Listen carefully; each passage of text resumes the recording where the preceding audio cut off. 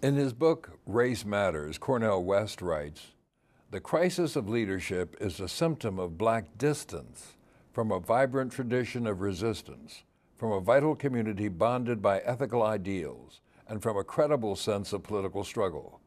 Do you see a crisis in leadership in black communities today? Earlier you talked about your disappointment at the quality of people in public office, but in the larger community, in addition to public office, if this is so, what is the reason for this? It's a disconnect from struggle, struggle that's not that far away. It's a disconnect from reality.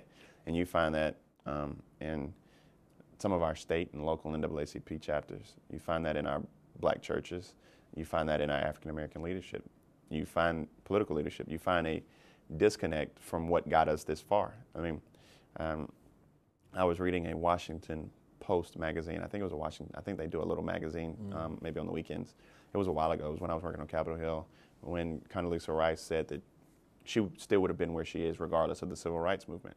And you have persons who just may not know of the intricacies of the civil rights movement. You may have people who just know of Malcolm, Martin, and Rosa, and that's unfortunate. What is it about the current crop of black elected officials that displeased you? I expected us all to have this undying sense of purpose, this energy to create change. What I found that sense of purpose was replaced by apathy. We have people who don't speak out or up for anything. We have people that don't file any legislation if you paid them to. We have people who just show up and sit, and I think they're doing a disservice to their constituents, no matter be they white or their constituents, whether or not their constituency is predominantly white or black. I think they're doing a disservice because I think they have to represent very well so that there can be another African American after them to sit in that same seat. Couldn't they argue with you that one of the hopes of the civil rights movement was that even mediocre people could have their chance in the sun?